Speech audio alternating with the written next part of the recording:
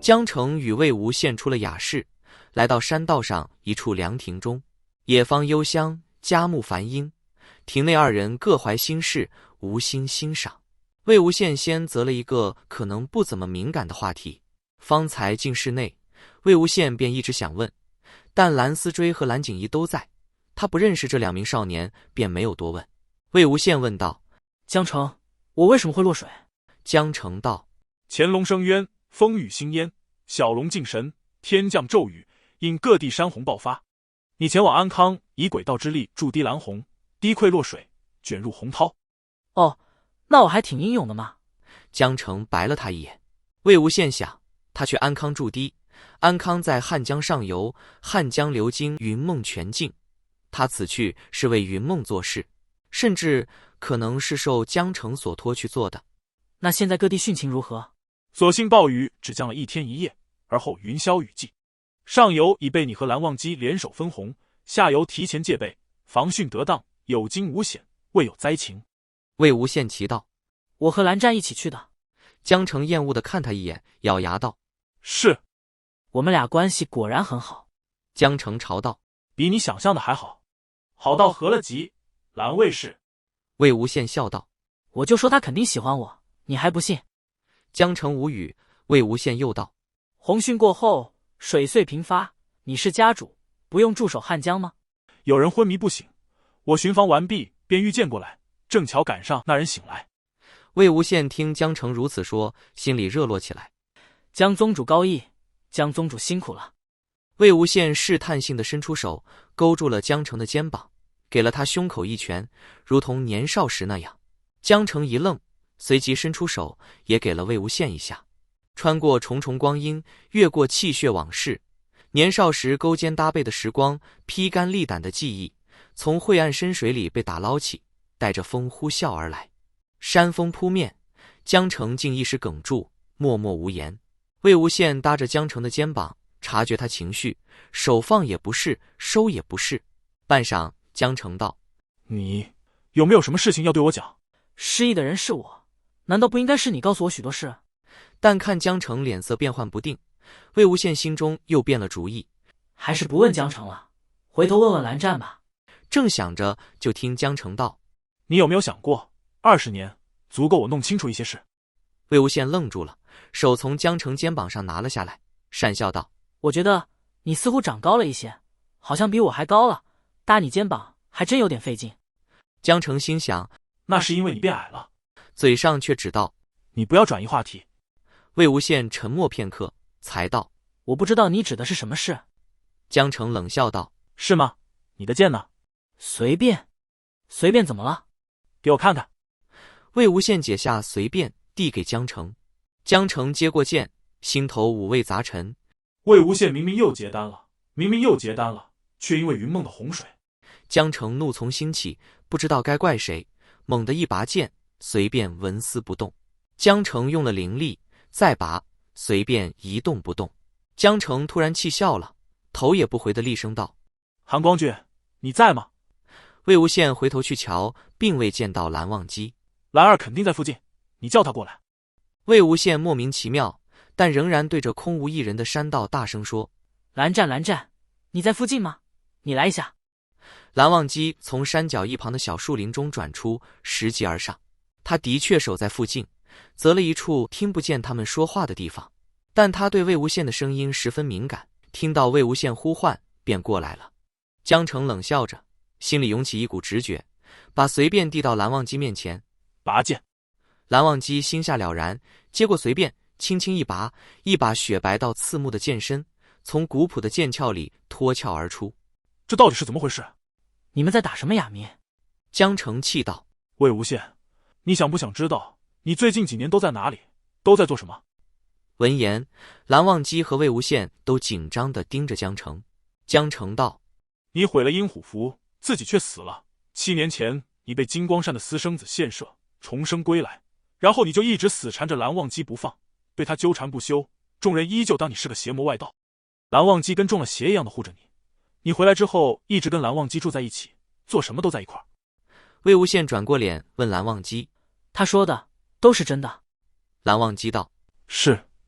的确无一处不真，但漏掉了最关键的信息，并不是事情的全部。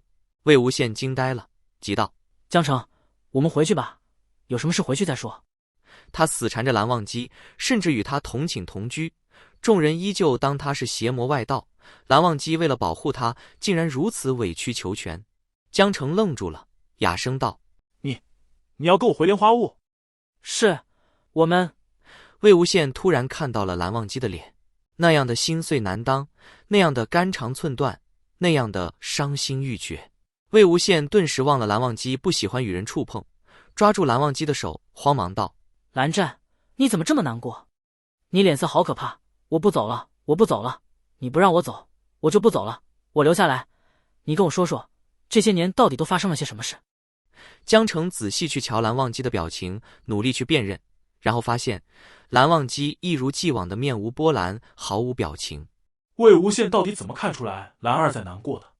他的脸色哪里可怕了？蓝忘机道：“江宗主，借一步说话。”魏无羡走下山道，在蓝忘机方才伫立的小树林里等待着，心里把江城的话翻来倒去的想。他对蓝湛纠缠不休，死缠烂打，众人依旧厌憎他，蓝湛却护着他。他一直跟蓝湛住在一起，一定是因为不少人依旧对他喊打喊杀，蓝湛才会同他做什么都在一块的贴身护卫。太委屈蓝湛了。庭内，江城嘲道：“韩光君好福气，我看他就是失忆了，也还是喜欢你喜欢的要命。”蓝忘机淡淡看了江城一眼。是。江城一时噎住了，半晌道：“你不打算告诉他你们已经合集？”蓝忘机道：“不急于一时。”江城决定不管他们夫妇私事了，只问道：“随便到底是怎么回事？他金丹性状有变，质素有改。”江城哑声道：“你前日里说他的金丹已经碎了。”蓝忘机道：“我昨日又诊过，还有机会。”江城欣喜道：“还有机会？还有机会重塑？7日之内仍有机会修复。丹碎至今只4日，还有3日。你肯定？你怎么会诊得这么清楚？他到底是如何结丹的？”蓝忘机静默半刻，坦荡道：“双修筑基。”江城呆住了，心里一片混乱，先是想，原来如此，难怪他的金丹性状有变，质素有改。然后飞快地掠过了魏无羡之前在莲花坞说的话：“你要是寻到什么双修结丹的法子，可以拿给我看看。”最后再想到蓝忘机会诊出魏无羡的金丹能否修复，是因为跟魏无羡双修的人就是蓝忘机。这个人是蓝忘机，是蓝忘机，是蓝忘机。默然片刻，江城似乎是魏无羡重生归来之后第一次不带讥嘲的同蓝忘机讲话。江城郑重道：“你辛苦了。”魏无羡道：“江城走了。”蓝忘机道：“是。”某件事的冲击力实在太大，江城暂时无法直视蓝忘机或魏无羡任何一人，正好辖狱内诸事繁多，便先行离去了。也不打声招呼。那金陵呢？一同离开的。哦，也是，金陵也是宗主了。魏无羡颇有些失望，本还想同他多聊几句。金陵明日或许还来。魏婴，你想不想去看兔子？魏无羡奇道：“云深不知处有兔子。